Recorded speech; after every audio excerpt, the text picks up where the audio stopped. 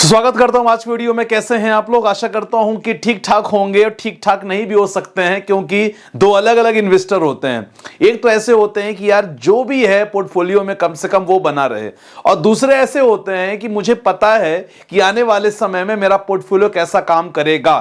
तो दो इन्वेस्टर होते हैं, इसीलिए मैंने कुछ लोगों को ठीक ठाक कहा, कुछ लोगों को नहीं कहा। तो आज की वीडियो में देखो, किसी ने 7 समुंदर पार छींका और सर तबीयत आज खराब हो गई भारतीय बाजार की। किसने छींका? अगर आपको अभी पता चल रहा है कमेंट सेक्शन में मेंशन कर दो, तो उसके बारे में बात करने वाले हैं। बाजार में एक्चुअली गिरावट क्यों हुई, और भाई यूएस और वेनेजुएला दोनों के बीच में जो चल रहा है लगातार, क्योंकि आपको सबको पता है कि वेनेजुएला के प्रेसिडेंट और उनकी वाइफ को फिलहाल यूएस में है, और मतलब अब इस समय ट्रंप का सिंपल कहना है कि भाई वेनेजुएला पे हमारा अधिकार होगा, और जो काम वेनेजुएला नहीं कर पाया उसको हम लोग एग्जीक्यूट करेंगे। ऐसा कौन सा काम है? और जी हां, एक ऐसा काम है जिसमें जेफरी ने भारत की 2 कंपनियों को लेके बी की रेटिंग दी है। फुल फॉर्म नहीं बोलूंगा मैं, नहीं तो यूट्यूब आपको पता है क्या कर सकता है। उसके बारे में चर्चा करने वाले हैं। और 50,000 का पोर्टफोलियो, इस समय जो बाजार के हालात चल रहे हैं उसके हिसाब से अगर आपको लमसम करना होगा तो कौन कौन से फंड में कर सकते हैं, आपका क्वेश्चन भी आया है, उसके बारे में बात करने वाले हैं। पोर्टफोलियो की जो आपने बैंड बजा के रखी है, लगातार हम लोग काम कर रहे हैं उस पे, पोर्टफोलियो रीबैलेंसिंग का, तो उस पे लेके बात करने वाले हैं। फिलहाल बाजार, यस, बाजार की तबीयत खराब हुई, और बाजार की तबीयत खराब हुई बिकॉज कि भाई साहब किसी ने छींका है। और किसने छींका है आपको पता है? जी हां, ट्रंप ने छींका है 7 समुंदर पार। और क्या कहा है उन्होंने इस बार? उन्होंने कहा है कि अगर भारत रूस से तेल खरीदना बंद नहीं करेगा, या भारत से हमें एक ऐसा कमेंट चाहिए जिसमें क्लियर मेंशन हो। बात पुरानी है लेकिन ट्रंप के कमेंट नए हैं, और ये जो नए कमेंट थे ना, बाजार उसको भी भाप नहीं पाया और आज गिरावट रही। तो ये ट्रंप का आप देख सकते हैं, आज तक ने इसको प्रॉपर तरीके से किया है। और ट्रंप पर टैरिफ और बढ़ा सकते हैं। टैरिफ पहले कम था, 50% तो था ही, कह रहे हैं भाई 25% और हम बढ़ा सकते हैं। तो यहां जो निवेशक है बड़ा परेशान है यार, समझ नहीं आ रहा है कि भाई भारत और यूएस का ट्रेड डील जो होने वाली है, सब कह रहे हैं कि भाई मार्च तक हो सकती है, तो ट्रेड डील होगी, ये टैरिफ बढ़ाने वाला है। इन दोनों के बीच में आज इन्वेस्टर ना झूला झूल रहा है। तो इसीलिए अब मैं आपको जो पोर्टफोलियो बताऊंगा कि किस तरह अपने पोर्टफोलियो में आपको ध्यान रखना है, सो दैट आप फंसो नहीं, क्योंकि भाई ये बड़ा स्विंग वाला बंदा है। मूड स्विंग अचानक से होता रहता है, कब तारीफ कर दे, कब टैरिफ का बम फोड़ दे, किसी को कुछ नहीं पता। आप भी एनालिसिस नहीं कर पाओगे, भारतीय बाजार भी एनालिसिस नहीं कर पा रहा है। क्लियर उसने कहा है कि भाई अगर सहयोग नहीं मिला भारत का, तो भाई भारतीय इंपोर्ट पर टैरिफ हम बढ़ा देंगे। यहां क्लियर चेतावनी है। इसीलिए ये जो खबर थी ना, ये खबर के कारण आप देखोगे ना, अगर सेंसेक्स की कहानी, जी हां 322 पॉइंट में गिरावट, और अगर बात किया जाए निफ्टी 50, जी हां 78 पॉइंट की गिरावट दोनों तरफ पड़ी। सेलिंग प्रेशर देखने को मिला। ये तो नेगेटिव न्यूज थी, लेकिन जेफरी ने 2 भारतीय कंपनियों को लेके बढ़ाया। देखो इंपॉर्टेंट पता है, काफी लोगों को नहीं पता होता, तो मैं उनको बता दूं थोड़ा कि भाई ये ट्रंप इतना परेशान क्यों है। आपको पता है ना, देखो ट्रंप शुरू से था, रशिया यूक्रेन का वॉर काफी दिन से चल रहा था, और यहां ट्रंप का जो फेवरेट है ना भाई, यूक्रेन है। उसके पीछे बड़ी कहानी किसी और वीडियो में डिस्कस करेंगे, लेकिन फेवरेट कौन है? यूक्रेन फेवरेट है।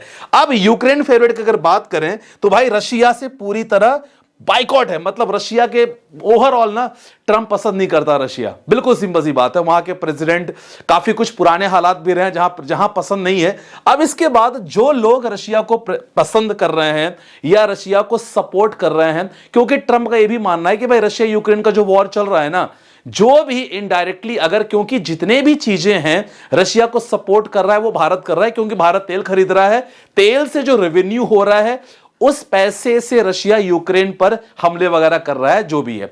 अब ये चीजों के अलावा, इसीलिए ट्रंप का मूड बहुत खनका है, लास्ट ईयर से खनका था कि भाई जो जो रशिया को सपोर्ट करेगा उन पर हम जबरदस्त टैरिफ लगाएंगे। भारत पे सबसे ज्यादा प्रेशर है। बीच में भारत ने कहा कि ठीक है हम करेंगे लेकिन कम करेंगे। अब इस पर थोड़ा सा ट्रंप खुश हुए, लेकिन अगेन मूड उनका चेंज हुआ कि भाई अगर भारत से सपोर्ट नहीं मिला हमें, तो हम भैया 50% टैरिफ था ही, हम तो इसको प्लस 25% टैरिफ और लगा देंगे, मतलब 75% कर देंगे। तो ये चीज धमकी लगातार चली, भारतीय बाजार को पसंद नहीं आई और यही रीजन है भाई ट्रम्प बीच में है। अब इंडिया की डिपेंडेंसी है भाई कि हमें ना अब कच्चे तेल की चाहिए, तो वेनेजुएला में तो कच्चे तेल उतने ज्यादा मिल नहीं पाते, आपको पता, उसके रीजन मैं आपको बताने वाला हूं। तो यहां काफी चीजें रशिया पे डिपेंडेंट है भारतीय, यहां मतलब इंडियन गवर्नमेंट काफी हम लोग डिपेंडेंट है फॉर द क्रूड ऑयल। अब क्रूड ऑयल से आपको पता है, पेट्रोलियम की बात करें, डीजल की बात करें, बहुत सारे इंडस्ट्रीज यूज होते हैं, खासकर केमिकल्स में यूज होता है, टायर में यूज होता है, बहुत सारी फार्मास्यूटिकल इंडस्ट्री में काम आता है। तो क्रूड ऑयल का बहुत ज्यादा यूज है और अगर क्रूड ऑयल का बढ़ गया प्राइस, अगेन आगे जाके भारतीय बाजार ही पसंद नहीं करेगा और आगे इन्फ्लेशन, महंगाई बढ़ जाएगी। अब ऐसे कंडीशन पे क्या हो रहा है ना माय डियर फ्रेंड्स, यहां ना मैं आपको बताऊं, देखो वेनेजुएला और बेसिकली ना सऊदी अरेबिया, वेनेजुएला के पास क्रूड ऑयल बहुत ज्यादा बनता है। यहां जेफरी ने 2 कंपनियों पे बी रेटिंग दी है, उसके बारे में बात करने वाले हैं, क्यों दी है इसके बारे में चर्चा करेंगे। देखो वेनेजुएला बेसिकली ना अगर देखा जाए तो 300 बिलियन बैरल निकाल सकता है क्रूड ऑयल, लेकिन जहां दुनिया 100 मिलियन बैरल एक दिन में निकालती है for the use, for the industrial use, वहीं वेनेजुएला केवल 1 मिलियन, आप समझ रहे हो, क्या कर सकते हैं 300, लेकिन आज निकाल पा रहे हैं केवल 1 मिलियन बैरल। और वहीं दुनिया अगर बात करें तो 100 मिलियन बैरल पर डे निकाल रही है। इसके पीछे पता है क्या कारण है? इसके पीछे है कि भाई साहब लैक ऑफ प्रॉपर इक्विपमेंट्स। आज वेनेजुएला के पास उतने इक्विपमेंट्स नहीं है, गरीबी थोड़ी ज्यादा है, वहां इतने इक्विपमेंट्स नहीं है कि वो वहां से निकाल सके। दैट्स व्हाट, यहां किनके पास मौका है? जी हां, रिलायंस इंडस्ट्रीज के पास मौका है। किनके पास अच्छे खासे इक्विपमेंट्स हैं जो प्रॉपर जितने भी, क्योंकि क्रूड ऑयल सबसे ज्यादा एसिडिक होते हैं, उनको रिफाइन करना पड़ता है, तो यहां उनके पास जो जामनगर में खासकर अच्छा खासा इक्विपमेंट है, वो एक अगेन अपॉर्चुनिटी है कि अगर यहां अमेरिका कब्जा करता है वेनेजुएला पर, तो again Reliance will approach with the help of America so that वहां उनको क्रूड ऑयल काफी सस्ता मिल सकता है। दूसरा ओएनजीसी के भी काफी काम, ओएनजीसी के काफी डिविडेंड्स अटके पड़े हैं वेनेजुएला में, और अगर अमेरिका पूरी तरह कैप्चर करता है तो वहां भी ओएनजीसी को फायदा होगा। थोड़ी हिस्ट्री मैंने बता दी आपको, तो यहां ओएनजीसी और रिलायंस इंडस्ट्री पे आप स्टडी कर सकते हैं। दोनों को जेफरीज ने बाइंग रेटिंग दी है, ठीक है। अब जेफरी ने दिया है तो ये नहीं कि भाई किसी ने दे दिया है, रेटिंग जरूर दिया है, लेकिन स्टडी आप जरूर करना, कोई रिकमेंडेशन मैं नहीं दे रहा हूं कि भाई बाई करना है। चलो अब क्योंकि स्टॉक का रिकमेंडेशन है, बाकी अगर पर्सनल वी पे आप जुड़ना चाहते हो तो डिस्क्रिप्शन में नंबर है, वहां हमसे जुड़ सकते हो स्टॉक रिकमेंडेशन के लिए। चलो ठीक है, ये चीज अब 50,000 का as per the market condition 50,000 अगर आपको लमसम करना है तो हमारे पास ऑप्शन बहुत सारे हैं जिसमें आप लगातार लमसम कर सकते हो। जी हां, मैं हमेशा स्मॉल कैप लूंगा क्योंकि ये ऐसे इन्वेस्टर के लिए हैं जो केवल एक दो दिन के लिए परेशान नहीं है, उनका टारगेट है कम से कम यहां मोर देन 5 इयर्स हमें निवेश करना है। तो स्मॉल कैप जरूर ऐड करना। अगर आप शॉर्ट टर्म इन्वेस्टर हो तो सर यहां लार्ज एंड मिड कैप का कॉम्बिनेशन ऐड कर सकते हो 20,000 में।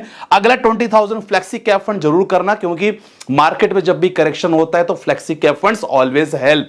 यहां फंड मैनेजर के पास राइट्स रहता है, as per the market condition अपने फंड्स को स्विच कर सकते हैं, स्टॉक को स्विच कर सकते हैं। 20,000 flexi cap, Parag Parikh flexi cap, HDFC flexi cap, Motilal Oswal का जेएम फ्लेक्सी कैप, बहुत सारे हैं। स्मॉल कैप में बंधन, निप्पॉन, बंधन खासकर लमसम कर सकते हैं, कोटक कर सकते हैं, एंड डीएसपी का स्मॉल कैप कर सकते हैं, एडब्ल्यूसी स्मॉल कैप कर सकते हैं।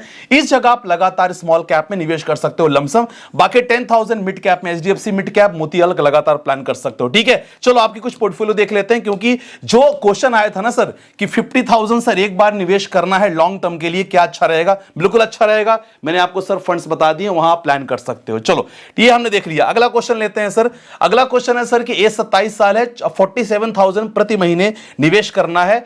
Only Nippon India small cap 20,000 पर करंट टोटल 9% नहीं, यहां आपको ध्यान रखना है कि आपने केवल 20,000 प्रति महीने एक ही फंड में किया है। यहां कोशिश करो कि 4-4 हजार के 4-5 से फंड ले लो। Small cap, mid cap, multi cap ले सकते हो, फ्लेक्सी ले सकते हो। लगातार निवेश करोगे तो प्रॉपर तरीके से बन जाएगा। वहीं से आप एसडब्ल्यूपी भी लगातार प्लान कर सकते हो। अगला question sir ji, India mid cap, white oak mid cap fund में बिल्कुल दोनों फंड ठीक ठाक है, कर सकते हो। मेरे 3 फंड है sir, Tata small cap, SBI small cap, HDFC mid cap, देखो यहां आपने टाटा स्मॉल कैप लिया है, एसबीआई स्मॉल कैप लिया है, दोनों में से कोई एक लो और उसमें 1K इन्वेस्ट करो डायरेक्ट।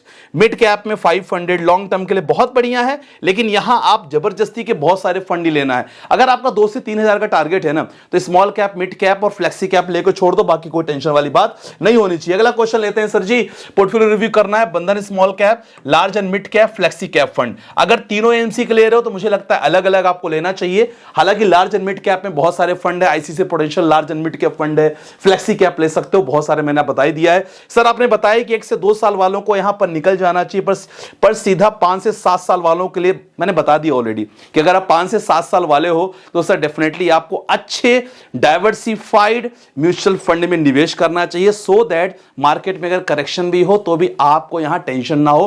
क्योंकि अगर डाइवर्सिफाइड पोर्टफोलियो रहेगा ना तो कोई ना कोई एसेट्स में तेजी बनेगी ही, सो दैट आपका पोर्टफोलियो प्रॉपर तरीके से बैलेंस रहेगा। ये आपके लिए है। अगला क्वेश्चन लेते हैं सर, 29 साल से हूं मैं, फौजी हूं सर, मेरा पोर्टफोलियो रिव्यू कर लीजिएगा। जय हिंद भाई, मेरी बच्ची 2 साल की है और सर मैं 20 साल का गोल है, Groww Nifty to market index fund, यहां कोई आप ले सकते हो, कोई मिड कैप फंड ले लो आपका, क्योंकि लॉन्ग टर्म का रिटर्न है। पराग पारिक ठीक है, कॉन्ट्रा है, एसबीआई निफ्टी स्मॉल कैप, यहां कोई सिंपल सा स्मॉल कैप फंड ले सकते हो।